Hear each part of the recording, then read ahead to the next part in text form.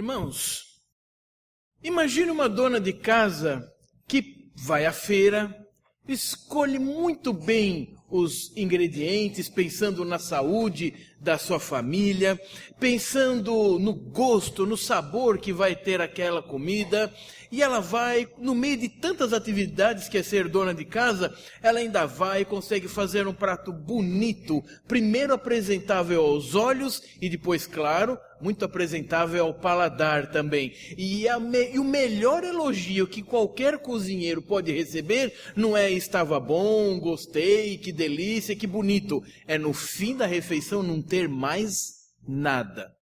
Hoje na hora do almoço foi assim. Alguém disse, puxa, estava bom mesmo. Não ficou nada.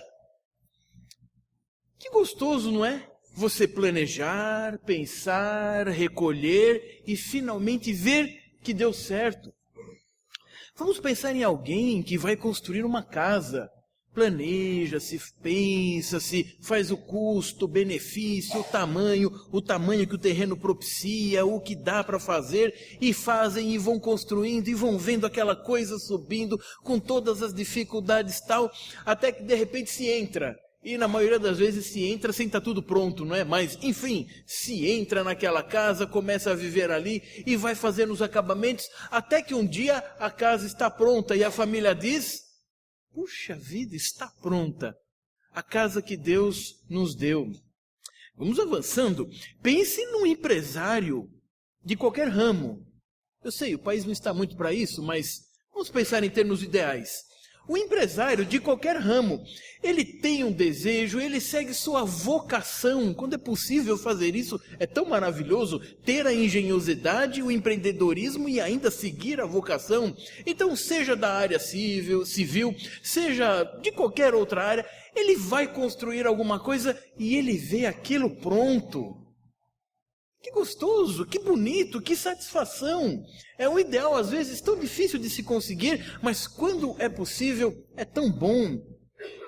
Irmãos, o que estou querendo dizer? Ver o resultado do seu planejamento, do seu serviço, é sempre bom. Principalmente quando aquele resultado efetivamente deu certo, atende às expectativas e, lógico, para nós, os crentes, evangélicos, filhos de Deus, se aquilo puder ainda ser instrumento de glorificação para Deus, deve ser até o primeiro objetivo, que maravilha! Outras pessoas puderem ser beneficiadas com aquilo, que maravilha! Irmãos, hoje, 15 de maio, é domingo de Pentecostes. O momento de cada vez mais Deus verificar na história que efetivamente todo o seu plano está acontecendo e ele ficar tremendamente feliz com isso. E lógico, se Deus está satisfeito e feliz e as coisas estão acontecendo como Ele quer, certamente nós também ficaremos muito felizes. É momento de nós percebermos hoje, no domingo de Pentecostes, como Deus, na história, desde a criação do mundo, está cuidando de toda e qualquer coisa que acontece. Nós temos dificuldade de crer nisso. Ou melhor, nós temos dificuldade de vivenciar essa crença. Porque crer, nós cremos. Dissemos isso na nossa pública profissão de fé. Você crê que Deus é criador de todas as coisas, seu mantenedor, e tudo faz como lhe agrada? Já nos diz o Salmo e até cantamos em cântico e hino isso. Cremos muito facilmente. Mas quando as coisas parecem que desandam, só parecem, Deus está fazendo exatamente do jeito que tinha de fazer. Você não achou em algum momento da sua vida, por exemplo, que ela caminhava bem e deu uma parada? Você não achou que estava prosseguindo e de repente retrocedeu e as coisas começaram a ficar ruins? E veja, irmãos, em termos vivenciais, pode ser que tenha ficado mesmo. Há momentos de mais largueza e há momentos de maior aperto, de todas as naturezas. Mas pensemos, por exemplo, na vida de José do Egito, não é? Aquele filho tão querido, de repente parece que sua vida foi tudo por água abaixo, ou pelo menos poço abaixo. E ele, além de não ser mais aquele desfrutar, não é? De ser o filho querido, estando com o pai, foi às profundezas e quando subiu, subiu para ser escravo. E de quando já tinha melhorado um pouquinho, quem sabe agora as coisas vão dar certo, ele voltou para baixo, ele foi para a prisão. Quantos descaminhos, quantos parece que atrasos e coisas que faltam à bênção de Deus. Mas quando ele livra o Egito e todas as nações da redondeza de 7 anos de fome, o que foi aquele poço? O que foi aquela prisão? Tinha de ter sido daquele jeito para que ele pudesse ser quem foi e ter feito o que fez. Irmãos, para Deus não há descaminho nenhum. Não há nada que fuja ao seu controle. E nós podemos ver isso ao longo da história de Israel. E quando nós entramos no Novo Testamento, nada disso muda. Ele continua no controle de todas as coisas e será assim mesmo quando esse mundo acabar. Para toda a eternidade ele continuará sendo quem controla todas as coisas. Este é o nosso Deus. É nele que nós estamos firmados. Mas na sua misericórdia, na sua misericórdia, ele nos deixou um modo de entendermos um pouco disso, um modo de acompanharmos a maneira com que ele age. Nós não sabemos exatamente o que ele fará a cada minuto, mas irmãos, nós conhecemos a agenda de Deus sim, mais do que nós podemos imaginar. Em Gênesis 3,15 estava prometido já Cristo. Não tinha esse nome, mas estava claro que as coisas não ficariam daquele jeito.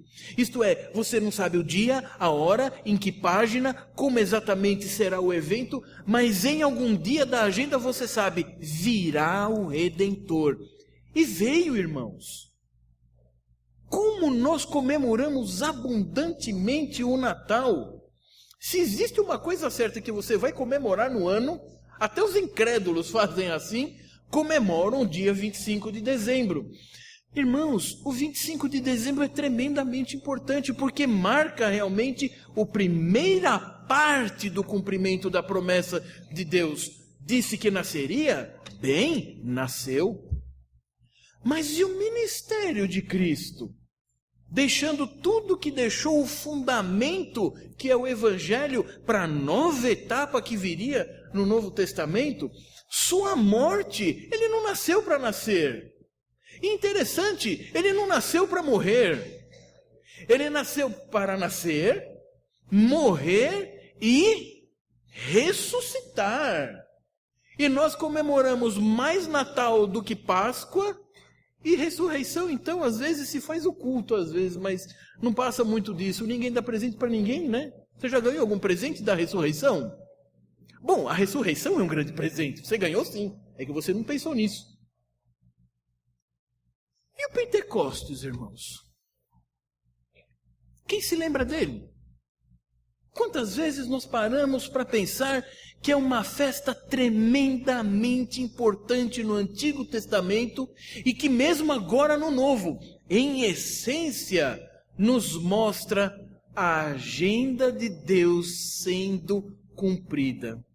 Veja, o único jeito de entender o Pentecostes no Novo Testamento é você voltar lá para Levítico. Nós não vamos fazer isso aqui, obviamente. Você faça depois em casa. Faça as suas pesquisas. Ande essa segunda milha e você vai ganhar bastante.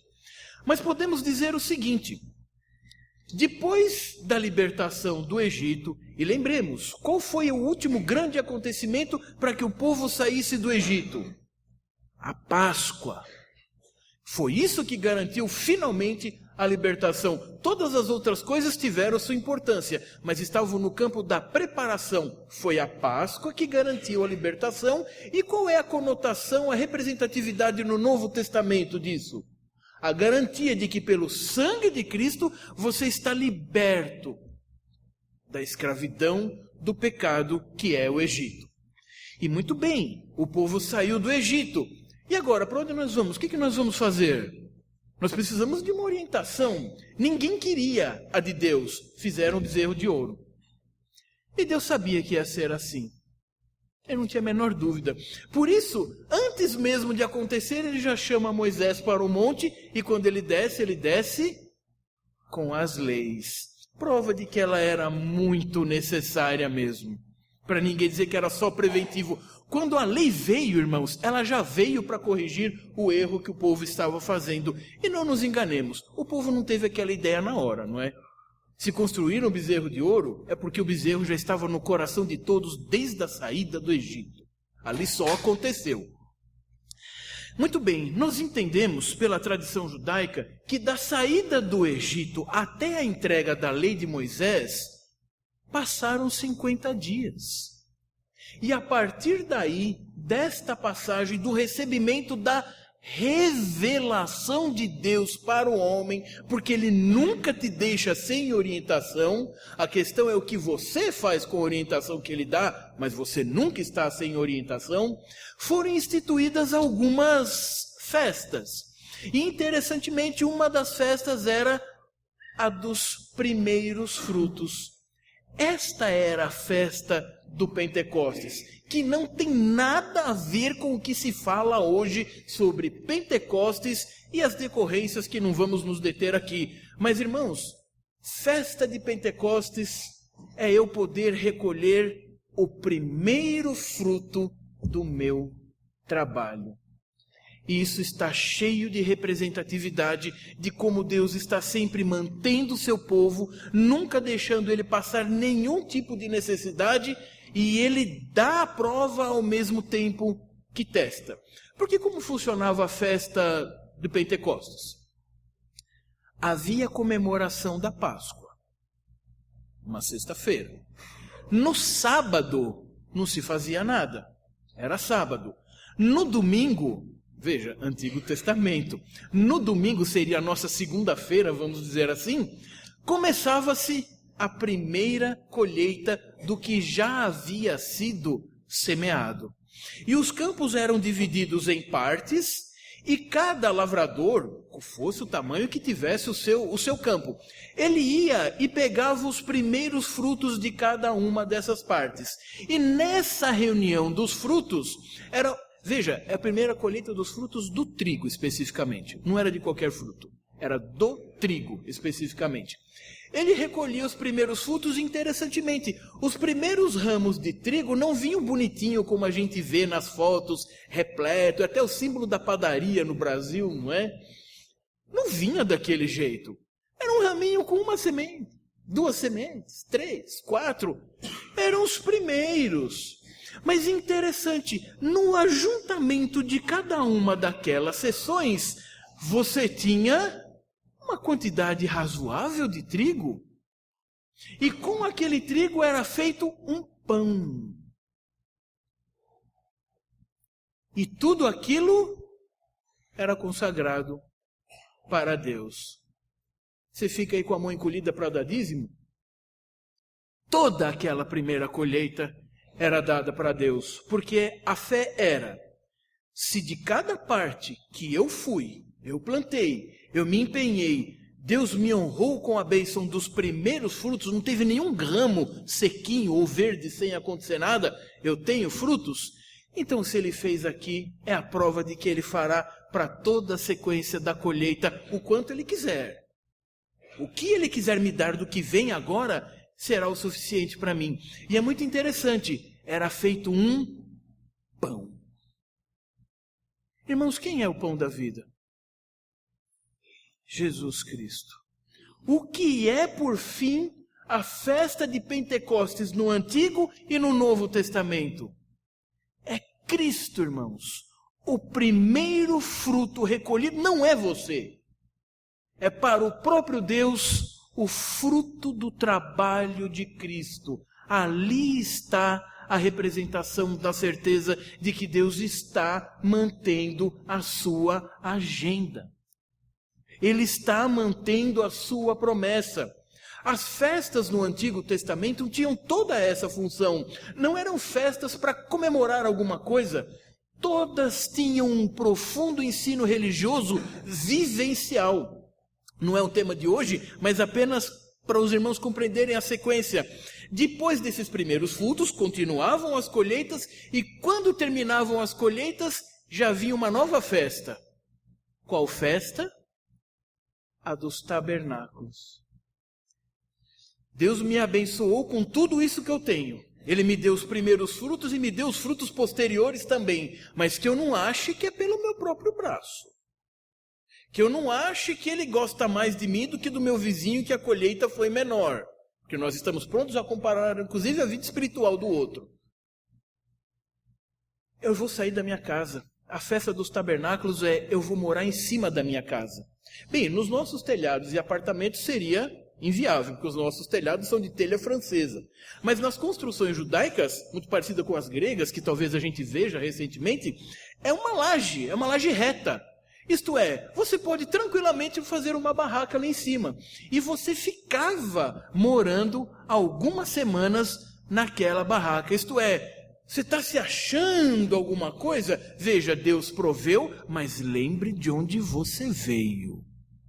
De onde os seus pais e avós e ancestrais vieram. Eles passaram por muita dificuldade, não morreram. Tanto que você está aqui, em cima da sua casa, numa tenda para você lembrar.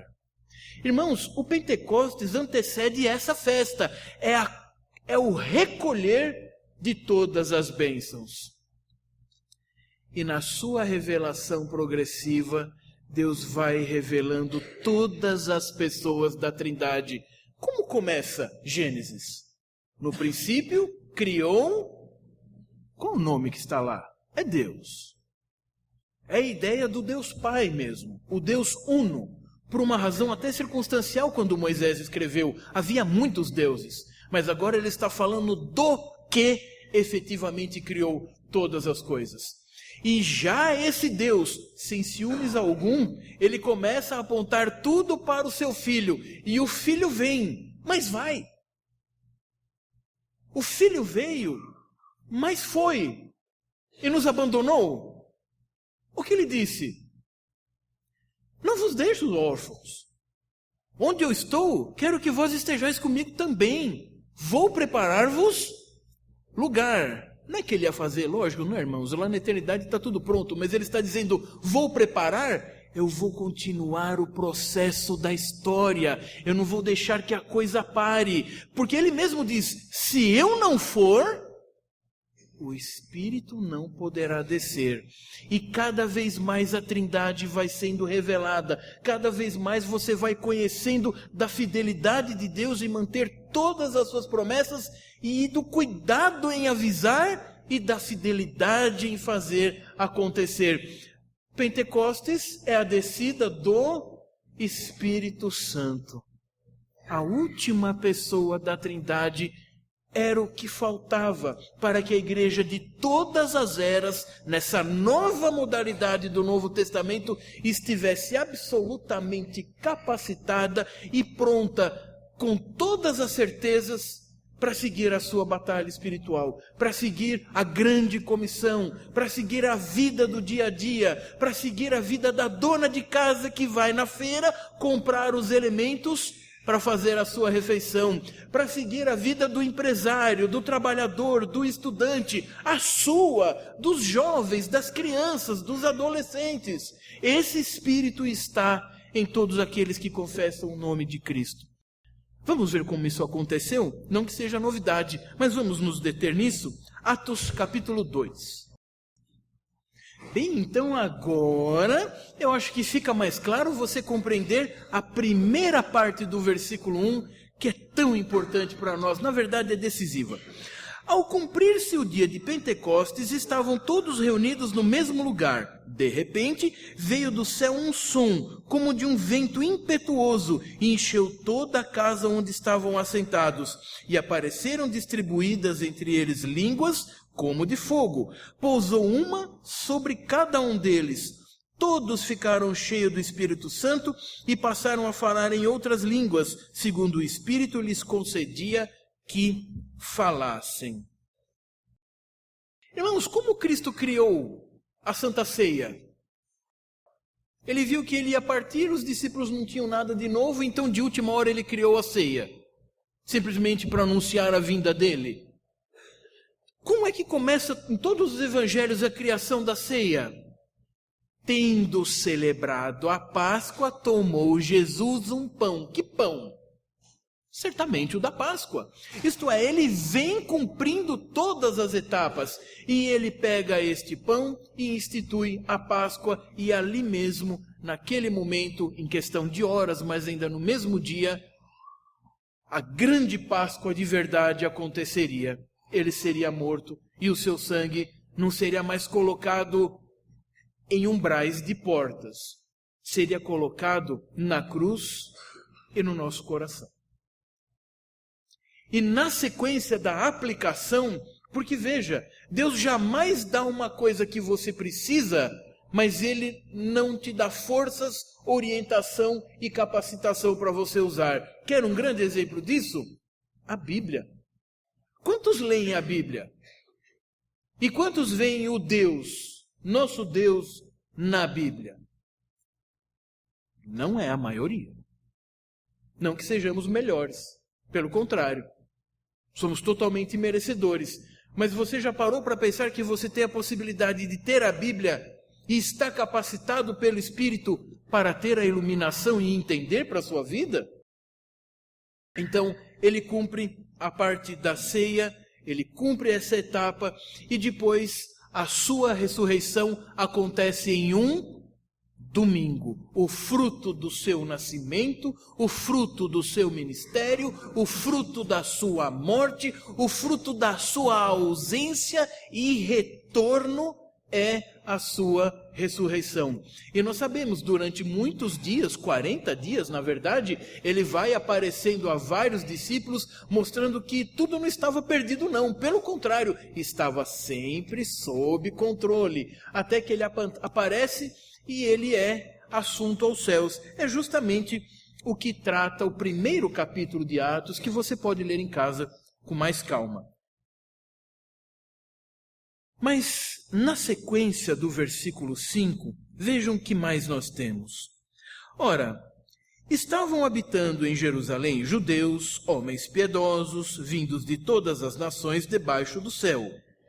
Quando, pois, se fez ouvir aquela voz, afluiu a multidão que se possuiu de perplexidade, porquanto cada um os ouvia falar na sua própria língua. Bom, então você já sabe que línguas eram, não é? Não vamos criar caso com isso. 7. Estavam, pois, atônitos e se admiravam, dizendo: Vede, não são porventura galileus todos esses que aí estão falando? E como os ouvimos falar, cada um em nossa própria língua materna? Se alguém tinha dúvida, o 8 não deixa mais. 9. Somos partos, medos, elamitas e os naturais da Mesopotâmia, Judéia, Capadócia, Ponto e Ásia, e da Frígia e da Panfilha, e... Como é? Do Egito? É, irmãos, do Egito, regiões da Líbia, das imediações de Cirene e... Quem mais? Bom, nós vamos ver já já o que isso significa. Romanos que aqui residem, tanto judeus como prosélitos, cretenses e... Que coisa, hein?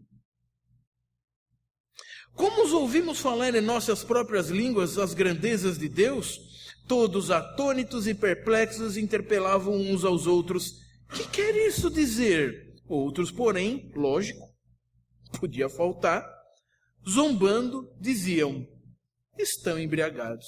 Isto é, tinha todo tipo de gente mesmo. Irmãos, vamos lá novamente para o início do capítulo 2. Certamente os versículos de 1 a 4 são a base para compreendermos o que vem posteriormente. A primeira coisa que nós percebemos, ao cumprir-se o dia de Pentecostes, não no dia anterior, não no dia posterior, naquele dia. E naquele dia podemos ainda dizer, naquele momento. Irmãos, nós não cremos no fatalismo de algumas religiões, mas nós cremos na soberania irrestrita e implacável do nosso Deus em fazer o que Ele quer, quando quer, como quer, mas interessantemente, no dia em que Ele quer, mas que Ele avisou que seria. Na festa de Pentecostes é quando você reúne os primeiros frutos. Ali estava o fruto do trabalho de Cristo, o próprio Cristo. E agora as consequências, a igreja podendo começar a ter a nova etapa. Que nova etapa? Bem, quais foram as palavras de Cristo quando tomou o cálice? Esta é a nova aliança. O que os discípulos entenderam disso? Irmãos, certamente quase nada. Porque as coisas não tinham acontecido. Mas umas coisas, vejam como que o que o homem tem de saber, Deus diz. Veio uma nova aliança. As outras não foram inutilizadas. Elas foram ampliadas. Elas foram abarcadas por algo muito maior. Irmãos, as coisas estão acontecendo. Tem gente hoje, muito mais movido pelo momento do nosso país, diz, deve ser os últimos tempos mesmo. Bem, é lógico que deve. Cristo está falando o tempo todo que são os últimos tempos. Porque quando começa o fim? A partir de quando termina o começo? E quando terminou o começo? Com a criação, não é, irmãos? E com a queda. Alguém diria para uma dessas crianças assim, que foram lá para o cultinho, alguém diria, ô rapaz, tá ficando velho, hein? Alguém diria isso? Mas está tremendamente correto? Ou ele está ficando cada dia mais novo? A partir do momento que as coisas começam, elas caminham para um fim, porque Deus sabe muito bem onde Ele quer chegar, e Ele faz todas as coisas para chegar lá, e essa é a nossa segurança. Por isso é no cumprimento do Pentecostes que haveria de vir o Espírito Santo. Ele já havia avisado isso nos Evangelhos, o primeiro capítulo fala isso, não vão embora, fiquem em Jerusalém, porque vai acontecer alguma coisa. Ele não disse exatamente o dia e a hora, mas vai acontecer. Como aconteceu na saída do Egito, como aconteceu em todos os anos que Israel comemorava essa festa, eles estavam prefigurando, ao pegar os primeiros frutos, o Espírito Santo virá, mas eles nem tinham plena consciência disso, mas obedeciam e recebiam todas as bênçãos. Hoje você pode olhar para trás e ver as agendas de Deus dos anos passados, e ver como Ele cumpriu isso e como Ele é fiel. Mas veja, eles estavam todos reunidos. Se alguém acha que não deve vir à igreja, então arranque a página da sua Bíblia desse lugar. Eles estavam reunidos. É lógico que tinham vida própria. É lógico que tinham casas. É lógico que tinham afazeres. É lógico que tinham suas próprias agendas. Mas eles estavam lá, esperando acontecer a agenda de Deus na vida deles. Porque sabiam exatamente o que aconteceria? Não, porque Deus disse que aconteceria. E então ali eles ficavam. O problema é que você quer ver a agenda de Deus para entender o que vai acontecer com você. Se você vai se dar bem ou se dar mal. Bem, siga o que ele diz da agenda e você vai se dar muito bem no conceito de Deus. Reunidos no mesmo lugar, de repente, vejam como a gente pode ler e não ler. Veio do céu um som, como de um vento impetuoso. Cadeiras devem ter caído, as cortinas devem ter todos se enrolados, não é? Se enrolado ali, as árvores devem ter sido derrubadas, se tinha havido deve ter estilhaçado tudo, o cabelo das mulheres lá, coitado, deve ter ficado tudo desarrumado, não foi? Não é isso? Não, irmãos, não é isso. Não diz que veio vento. Diz que veio um som como de um vento. É muito diferente. Agora, chega de vento. Vento é no Antigo Testamento. Como foram as comunicações de Deus com Moisés? Sim, havia estrondos e tempestades e coisas temíveis, mas havia efetivamente o vento. Agora, é interessante, o vento prefigurava o Espírito Santo. Não precisa prefigurar mais nada. Agora eu não quero mais vento, Deus está dizendo. Agora eu vou dar o resultado do vento. Qual é o resultado do vento? Barulho e estrondo. Pois exatamente isso que aconteceu. Melhor do que ter o vento é ter o resultado do vento. Para que as pessoas percebessem o que está acontecendo aqui não é da natureza. Não é um fenômeno, por mais raro que seja, não procede. Como pode haver um barulho de vento e de tempestade e de estrondos sem a tempestade e o vento? Cadê? Então os irmãos conseguem perceber cada vez mais porque a multidão fica atônita. Mas é interessante, por causa desse barulho, que as pessoas começam a atentar e a perceber de onde vem. Onde há fumaça, há fogo. Aonde tem barulho de tempestade, eu já olho para o céu e espero que chova. E isso vai naturalmente atraindo as multidões para o foco, para o centro daquele barulho. Irmãos, é isso que aconteceu na sua vida. E é isso que precisa acontecer. Mais do que vento, mais do que falar de espírito, mais do que falar que precisamos de um avivamento. Ah, porque a igreja tinha de ser assim, porque a igreja tinha de ser tal coisa. Pense como você tinha de ser, para que as pessoas vissem o resultado do Espírito Santo em sua vida e ficassem maravilhados, porque quando todos estão desesperados, você está firme. Quando todos não sabem para onde ir, você sabe quem seguir. Quando todos se alimentam de uma nova esperança, sei lá, baseada no quê? Como se não fosse tudo da mesma natureza, pecaminosa. Você continua olhando para onde sempre olhou, para o Deus de sua vida. Isso deixa a multidão atônita. Querer, e falar, e fazer, e apontar, e dizer, não, isso não deixa a multidão atônita, porque é isso que a multidão faz. Veja na sequência. E encheu toda a casa onde estavam assentados, e apareceram distribuídas entre eles línguas de fogo. É isso que está aí? É línguas como de fogo. Os irmãos estão percebendo como em fração de segundos você tem séculos de promessas reunidas num único momento? Como Deus falou com Moisés na primeira vez, irmãos? Uma sarça que ardia e não se consumia. O que Deus fez com Moisés? Abriu o mar ali? Não, eles estavam longe do mar. Ele deu as leis? Não, ainda não era o momento.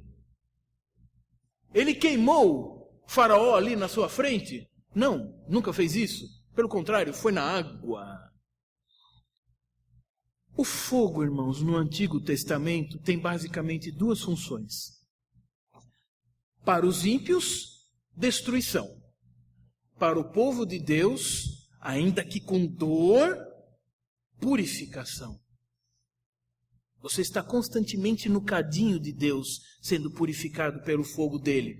Mas há uma terceira função, não é das mais comuns, é das mais raras. Talvez a de Moisés seja mais significativa. Através do fogo há comunicação.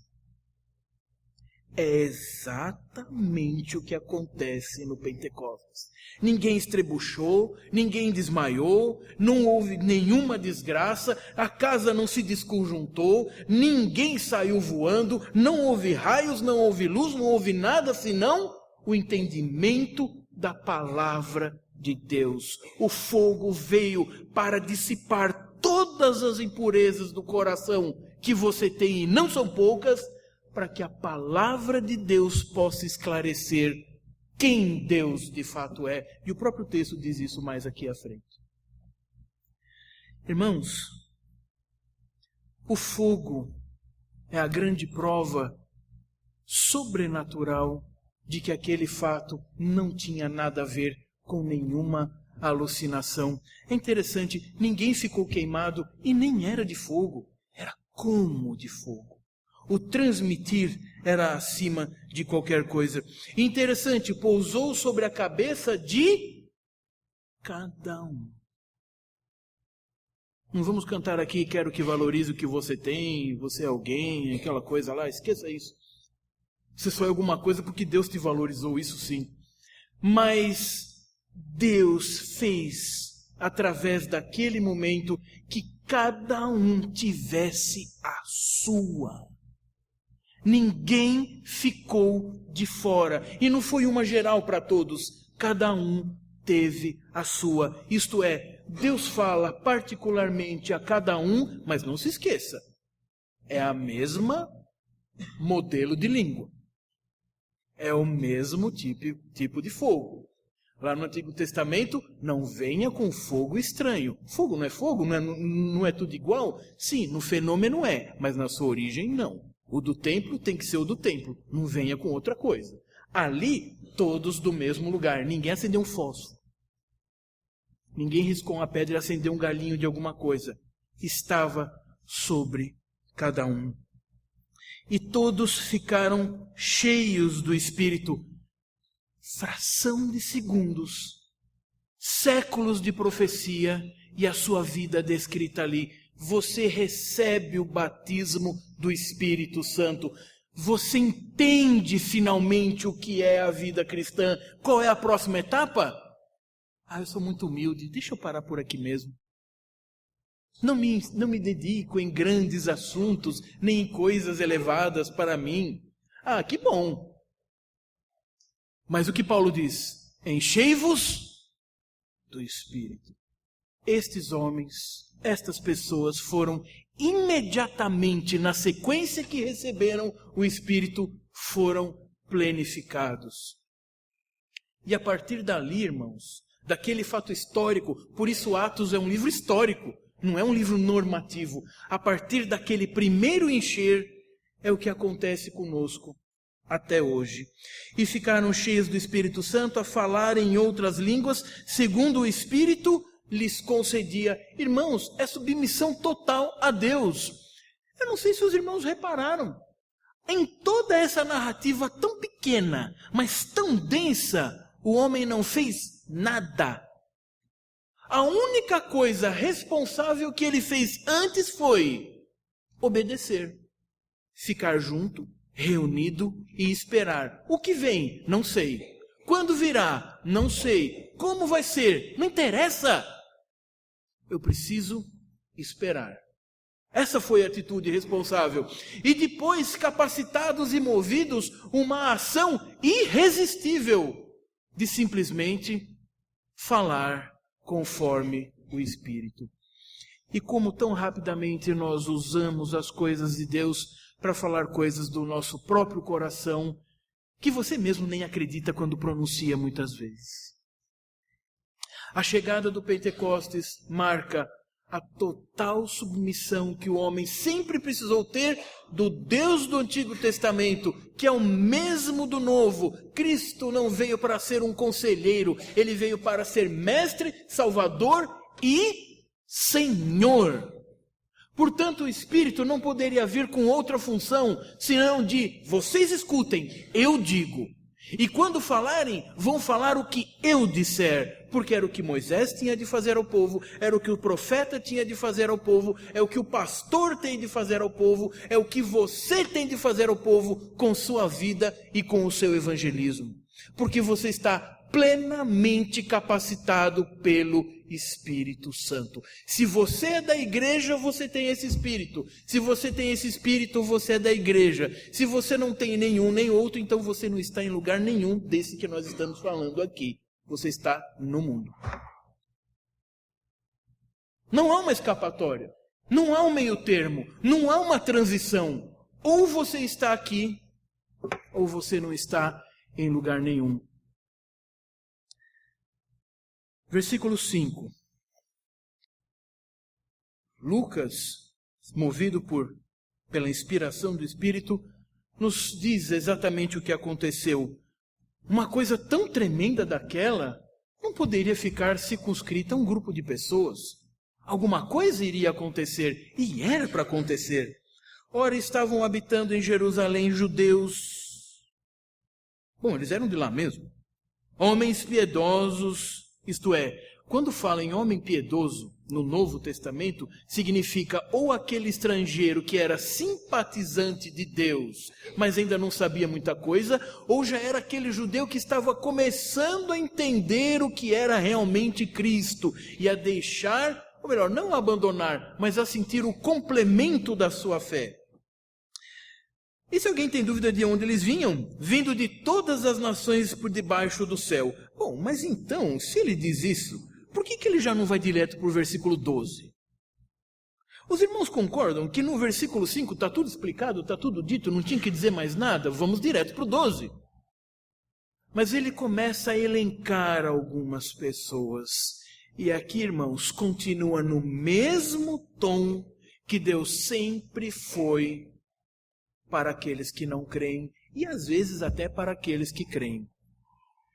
O que você acha? Você, Moisés, você vai falar com Faraó, só o presidente do mundo, e vai dizer, deixa meu povo ir. Você iria? Bom, Moisés também não quis. Não, porque eu não sei, não, porque eu não falo direito e tal. E Deus conversando com ele. E não vai dar por causa disso e tal, até que chega uma hora que ele pergunta, tá bom, mas eu chegando lá, como é que ele vai crer? Como é que vão dizer que eu não acordei de manhã com essa ideia e eu cheguei pronto? Vai lá, Moisés, põe a mão no peito, lepra, põe de novo, fica limpa, pegue sua vara, se torna em cobra, pegue de novo. Eu não vou pegar na cobra. Pode pegar, não tem problema. Ela retornou-se vara de novo. É isso que você vai fazer lá, Moisés. E sabe, eu vou dizer uma coisa, Moisés. Ele não vai deixar. Eu vou endurecer o coração dele. Você achou que talvez ele não deixasse? Eu estou te garantindo, eu não vou deixar ele deixar. Mas é interessante que Moisés não pergunta, então para que eu vou? Aí ele vai. As coisas de Deus são loucura para os homens. Foi assim com José, foi assim com os profetas, foi assim com Davi. O menininho cuidador de ovelhas vai ser o responsável por unificar o reino de Israel e fazer o nosso inário? É, esse aí mesmo. Quando ninguém dava para nada. Esse filho não, esse aí não vai ser... Escuta, Gessé, você não tem mais um filho aí não? Tem um que está lá no campo. Traz aí. É esse. Cristo, o Redentor, o herdeiro de todas as coisas, como nos diz Hebreus, nasceu em que palácio? Onde você não colocaria o seu filho nunca. No coxo. Não era no coxo limpinho, era no coxo que estava na estrebaria. Quem vai ser rei de Israel e nasce no coxo? Depois da cruz, é o rei. Livra-te a ti mesmo. E se livrou. Ele ressuscitou. E aquele que disse isso para ele, não. Pôncio Pilatos ali. O que vocês querem que façam com esse? Um dia na história, o governador disse o que Cristo deveria fazer. Mas no fim da história, Cristo no trono dirá para esse governador para onde ele vai, para toda a eternidade. Então agora aqui, na descida do Espírito Santo, começam a ser citados alguns povos que eram intragáveis para Israel. Israel tanto querendo ser puro, e querendo ser puro, e ser puro, ser puro, nós somos os melhores, tá bom, nós só estamos invadidos, que tal? Com toda essa pureza que você quis, a pureza por jactância, agora vocês estão invadidos. E olha, não foi a primeira vez, já teve o babilônico. E depois o grego. Agora está no romano. Qual vai ser o próximo? Vejam os povos. Vamos destacar apenas alguns.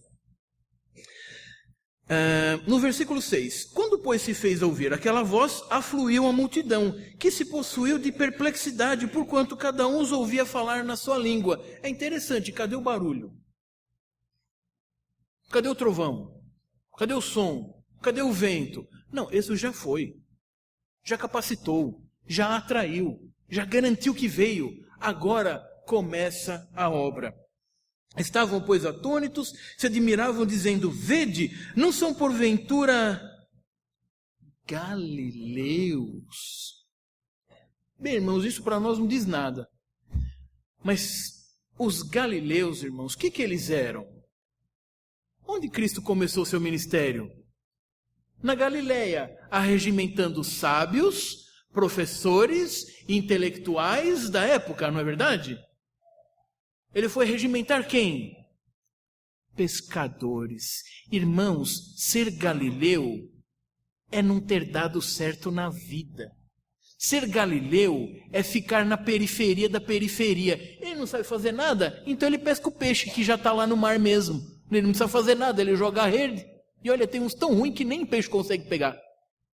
É isso que era ser galileu na época. Quando Pedro nega a Cristo, o que um soldado fala para ele? Vejo que és galileu.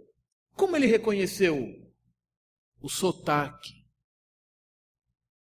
Então, se você era galileu e estão te confundindo, então você estava mesmo com Cristo. Não, nunca vi. Irmãos, ao dizer que galileus estão falando, significa, o que essa gente ignorante de repente está falando de coisa de Deus? Não estou entendendo isso.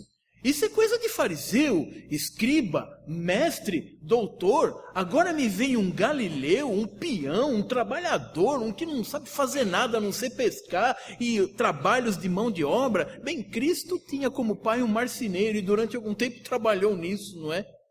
E quando chega no templo, ele ensina os mestres. O fato de colocar galileus começa a primeira humilhação para os judeus e para todos nós, porque não se acha diferente dos judeus. Tem algum grupo de pessoas que você não gosta, você não simpatiza e você menospreza. Tenha certeza disso. Se você é ser humano, você tem isso dentro do seu coração.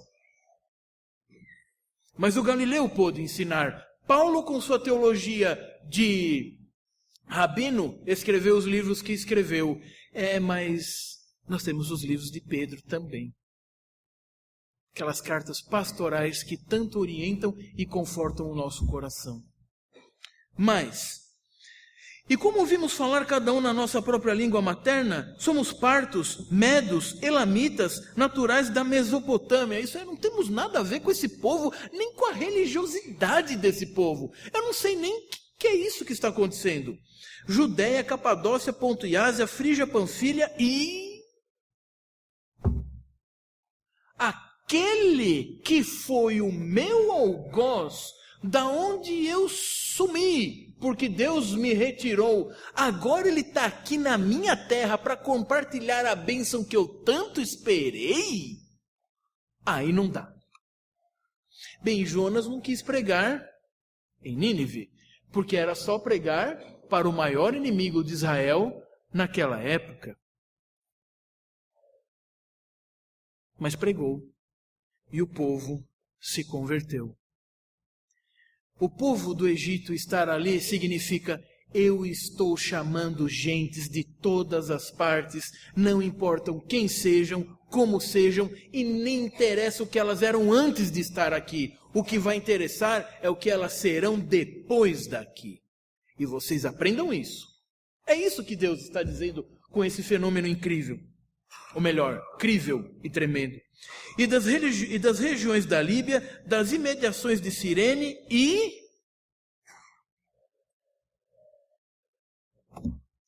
os inimigos de antigamente eu até aguento. Mas agora esse povo que me domina, eles também vão entender as coisas de Deus?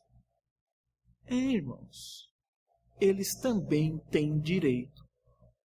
Já nos diz Paulo, em várias cartas, somente em Romanos, primeiro do judeu, por uma questão cronológica, é lá que a coisa começou, e também do romano. Não se ache melhor, não. Ele também tem todo o direito. Tanto judeus como prosélitos, isto é, aqueles que eram judeus de verdade e estavam conquistando pessoas para o judaísmo, também ouviram. Cretenses e pessoal de Ismael. Pessoal que não deu muito certo com o povo de Deus, não. Aquele filho bastardo está lá recuperado de novo aqui. Ismael aparece aqui, irmãos. Há muito mais nesse cenário do que nomes de nacionalidades. Deus está chamando para o seu Santo Espírito e a sua comunicação todos os homens da terra, sem distinção alguma, até os menos esperados. Como ouvimos falar em nossas próprias línguas, as grandezas de Deus.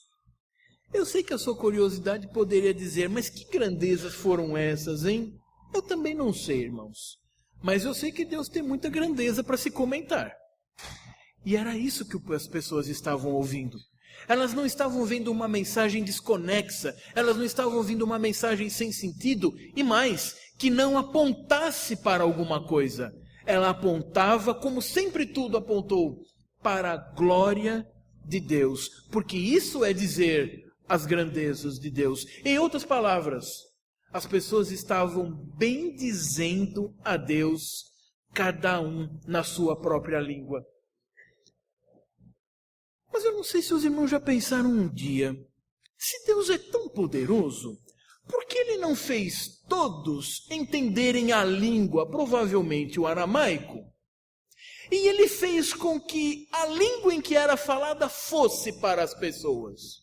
Nunca pensaram isso? Seria mais fácil, mais prático, todos entenderem uma, do que eu ficar, parece Nações Unidas, né? Um tradutor para cada representante.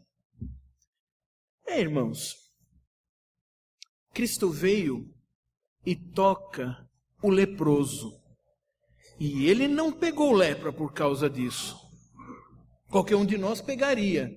Mas ele não só não pegou lepra, como ele curou o leproso. Cristo não desceu da sua glória para ficar longe e cheio de etiqueta com as pessoas.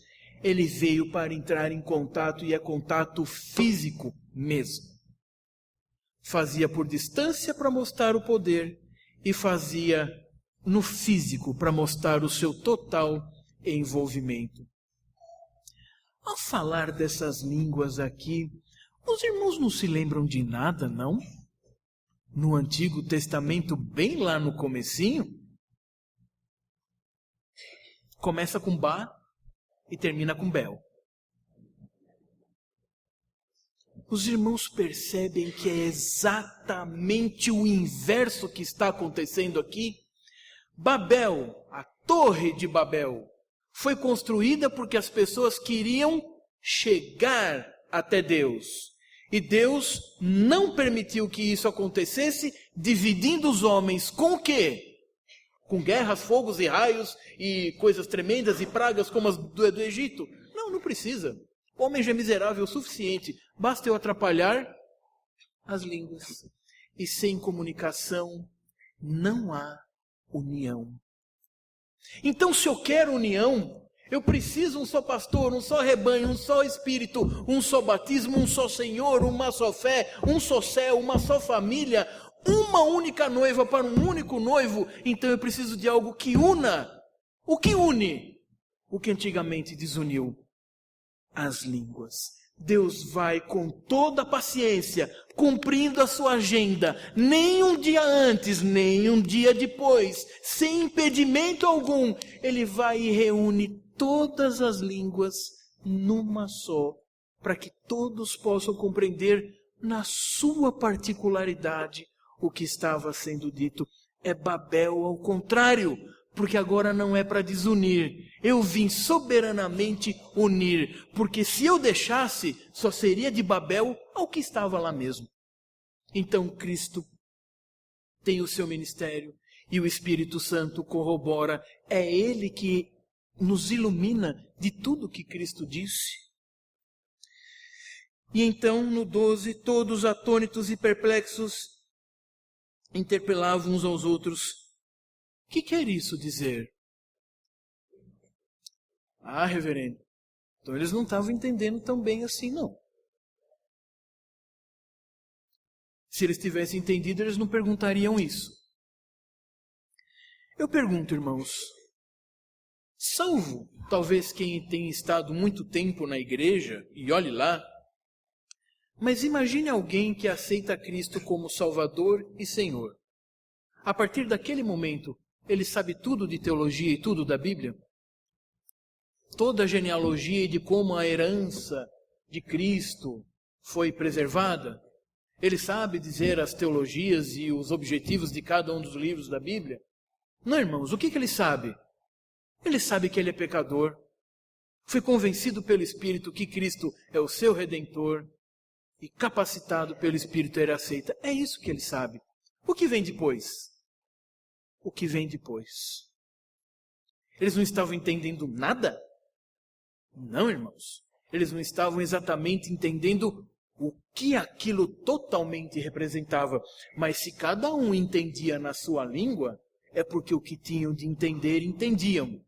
E na sequência, os irmãos leiam em casa, se é que já não sabem. Vem o sermão de Pedro. E quantas conversões? Eles entenderam sim. Eles estavam sendo preparados, o terreno do coração amoldado, para provar que é um processo, para que finalmente as coisas aconteçam como devem acontecer. Mas lógico, como com Esdras, com Neemias, quanto mais a luz chega, mais as trevas se incomodam. Quanto mais santo você procurar ser, primeiro, mais pecador você vai se ver e mais coisas desfavoráveis à santificação você terá. Quanto mais você quiser realizar para a obra, mais o seu coração vai dizer, satisfaça você mesmo. Quanto mais você separar para Cristo, vão dizer, e você mesmo vai dizer, invista nisso, para com isso. Isso é malhar em véio e ferro frio. Dá murro em ponta de faca, não dá certo. Mas, irmãos, a coisa acontece como tem de acontecer. Alguns, porém, zombando, diziam, estão embriagados. Quando Neemias começou a construção do muro, o muro estava quieto, parado, destruído, e ninguém falando nada. Quando ele pôs o primeiro tijolo, começaram as coisas. E o mais interessante, dos inimigos a gente até entende, não é? Não queriam Israel cercada. Enquanto estava ali, aquele povo não existe, não representa nada de perigo para mim. Quando começou a levantar muro, opa, o que vai acontecer comigo? É a primeira coisa. Mas eles receberam, Neemias recebeu maldição dos próprios do povo. Isso fica muito claro lá, vá ler em casa. Não é só dos inimigos, é do próprio povo. A ponto de alguém dizer, Neemias, 52 dias e você reergueu esse muro, vai passar uma raposa aí e vai derrubar tudo. Quem aqui é mais da velha guarda, lembra quando fizeram o antigo mapping lá na Pereira Barreto? Aquilo subiu que nem mato. Alguém disse, eu não vou nesse negócio não, na inauguração é que mesmo que eu não vou. Cheio de gente, esse negócio vai cair. Puseram as placas aí e tal. Bom, o negócio está lá. Teve algumas dificuldades, mas está lá. Disseram para Neemias, uma raposa vai derrubar isso. Não derrubou, irmãos. Alguns disseram, tudo isso daí é bobagem. Mas os que creram entenderam que não era bobagem. E sabe qual é uma das grandes provas históricas que não é bobagem? Você está aqui ouvindo isso, sabe do que está sendo dito, e a sua fé se fortalece. Com o que eu saio a partir desta mensagem? A primeira e mais óbvia de todas. Deus fala ao longo dos tempos e Ele é fiel em cumprir. Se Ele é fiel em cumprir, não duvide de nada na sua vida. Não tema. Não se atemorize. Lance sobre Ele todas as suas ansiedades, porque só Ele tem cuidado de vós, ninguém mais. Que mais?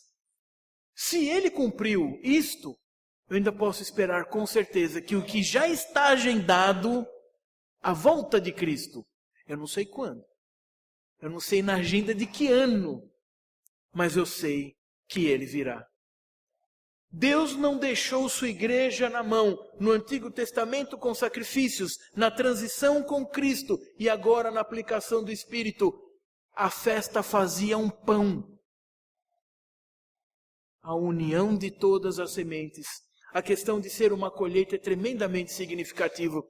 Você foi parte dessa colheita e você está aqui como igreja de Cristo, sem ser judeu, sem ter nenhuma ligação direta, consanguínea com aquele povo, mas assim como qualquer um daqueles que confessam a Cristo, você tem a certeza da sua salvação. Foi prometida, foi efetivada e agora foi selada. Duvide de tudo nesse mundo, mas nunca da certeza da sua salvação, do cuidado de Deus para com a igreja e individualmente para cada um de nós. Que Deus nos abençoe.